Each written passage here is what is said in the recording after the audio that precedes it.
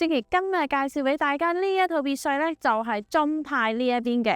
咁可以見到我哋有朋友過嚟呢，多多都拍得落啊，幾廿個車位咁多。咁我哋呢，就由呢一度入戶大門啦，入去之後佢前邊已經係有花園，即係前後都係花園嘅，包埋全屋嘅裝修。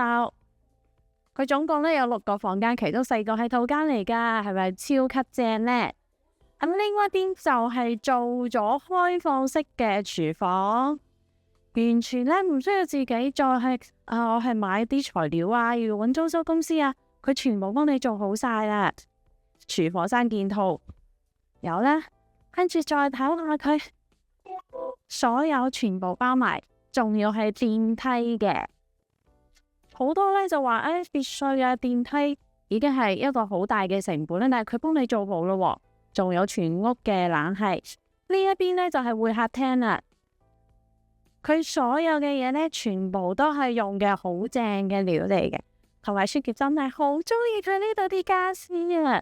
跟住仲有後花園呢，咁因為唔知道你中意啲咩花，所以呢就留咗位置俾你自由想象，所有嘅即係排水啊嗰啲都幫你做好啦。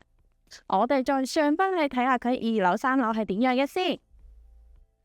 咁我哋電梯出嚟之後呢，呢一邊就係主人房啦。咁呢一邊冇間啦，佢要幫你整好呢啲嘅。跟住呢，佢仲幫你買埋呢一個梳化，唔使自己再買啦，非常之貼心啊。咁佢上邊仲有一個天台，你睇下，哇！喺呢度燒烤同朋友喺度玩，真係超級正啊！同埋佢望呢係望到成個小區花園嘅，非常之靚。咁呢一度就165平啦，房產值嘅面積係165平，但係佢嘅實用面積咧係去到350平嘅。而家包埋全屋嘅裝修，你直接拎包入住就得啦。咁佢業主咧就賣438萬嘅。如果你有興趣咧，就嗱下邊留言俾Suki啦。